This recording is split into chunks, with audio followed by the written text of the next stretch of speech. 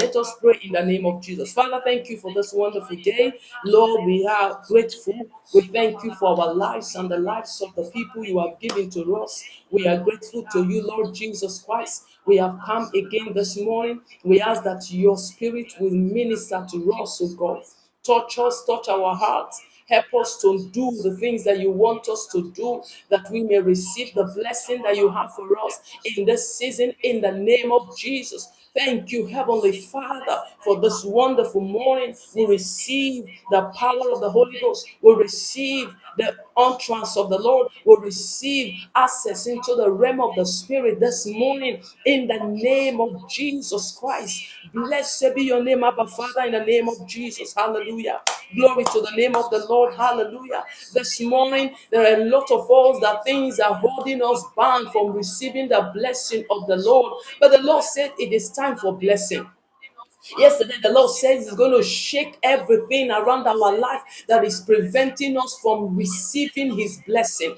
The other day, 2 days ago, the Lord says for us to receive the blessing, we need to live in obedience to His word, in obedience to the commandment that He has given to us, the things that the Lord has told us to do. He said for us to enter into our season of blessing, we need to obey His command to us, the things that He has told us to do. We saw that Abraham, the Lord had spoken to Abraham to leave his father's house, his people, and Abraham obeyed the voice of the Lord because there was a promise attached to his obedience, and the Lord is asking us to obey His word. And yesterday, as I said, the Lord said He will shake things in our lives, in our foundations, in our ministry, in our family, in our business, in our workplace, in our neighborhood that is holding down the blessing. He said He's going to shake and restore His glory so that His blessing can come into our life. Today, the Lord is saying that He is going to do a work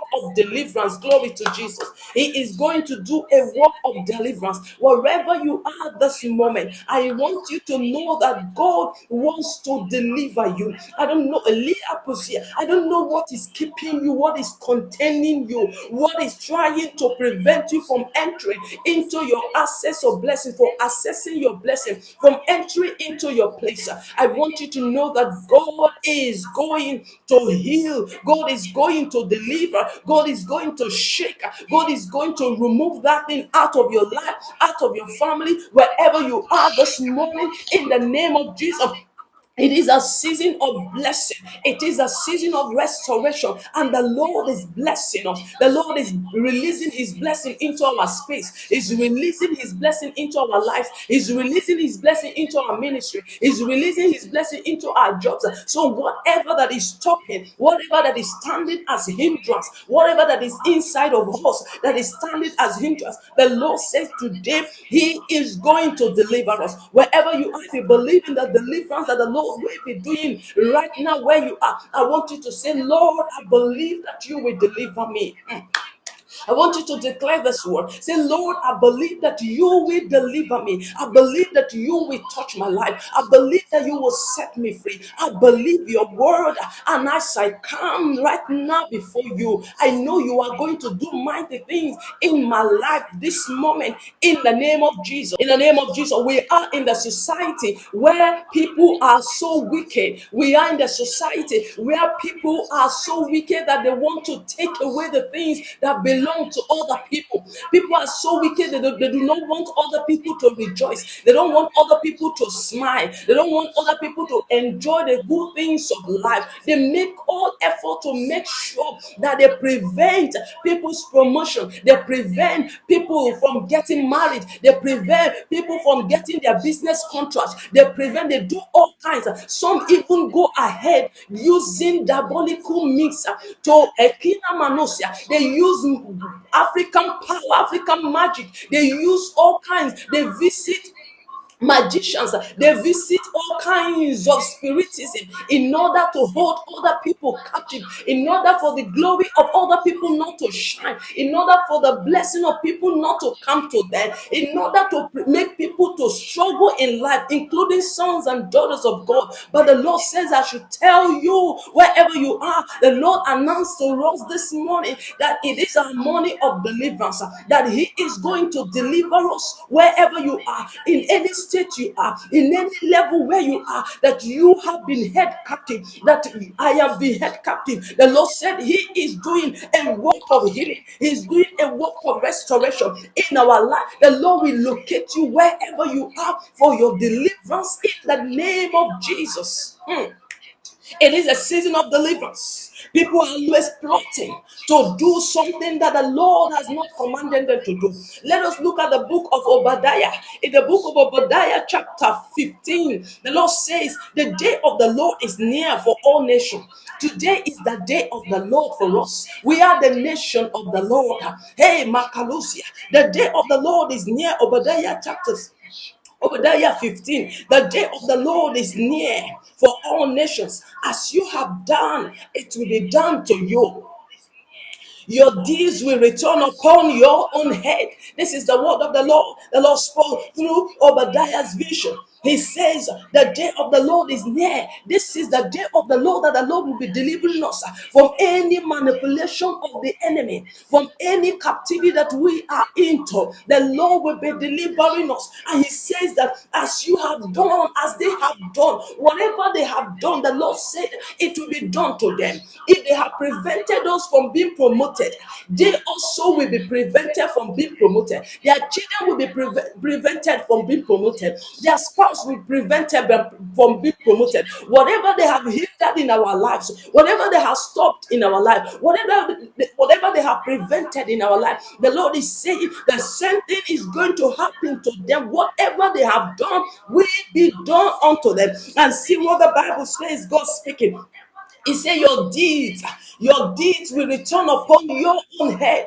Whatever they have done, any wicked act in our family, any wicked act in our ministry, any wicked act that anyone has done, the Lord is saying that it will return to that person. Your deeds will return upon your head. This morning, whoever that has done anything against our spouse, against our children, against our siblings, against our life, our job, our ministry, our business, the Lord is saying it will return to the head of that person, because this morning is our morning of deliverance. The Lord wants to deliver you. Hey, Kapaya, but when a king when you begin to see the things that the evil ones have planned returning upon their head, it means that the Lord has delivered you. When you are experiencing the works of the enemy, when you are experiencing the activities of the enemy in your life, you are not being delivered. But when that person who has has done something, it begins to experience that same thing, it means your deliverance has come. When the children of Israel were in the land of Egypt, they experienced all kinds of evil. But when the Lord delivered them, glory to Jesus, when the Lord decided to deliver them, their enemies began to experience the same negativity, the same evil things, the same thing that they plot against them. The enemies began to experience the same thing. That is what the Lord is saying, that it will return to their own head. The thing that they have done will return to their own head. Their deeds will return upon their head in the name of Jesus Christ. Their akaposia, whatever they have done will return to their head. Obadiah 15. And then verse 17 says, but on Mount Zion will be deliverance. That is what the Lord wants to do in your life, deliverance. He said, but on Mount Zion there will be deliverance. Mount Zion is a place where the presence of the Lord is. Anywhere the presence of the Lord is Mount Zion. As we are here, that the Lord has instructed me to do this program for the next 7 days.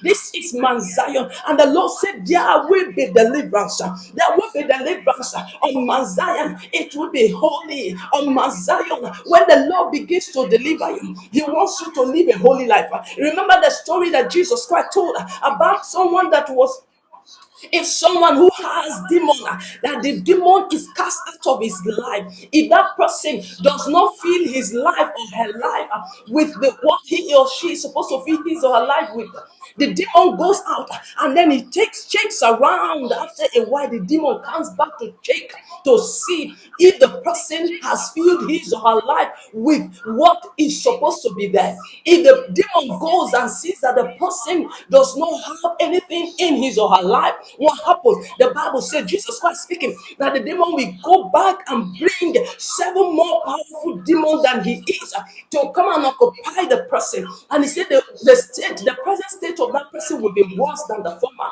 What is he saying? God is saying that when he delivers you, that he wants holiness. He wants you to live a holy life so that the enemy will not return. Because you think we are in Adoku Sahibragada, this side of eternity where we are is filled with battle. It's filled with battle. When you think that you are already out, when you think that the Lord has delivered you, before you know it, the enemy the enemy goes back to re-strategize to come back and attack you. But when he comes and he sees that you are still on Mount Zion in the presence of the Lord, that you are still living a holy life, he goes back.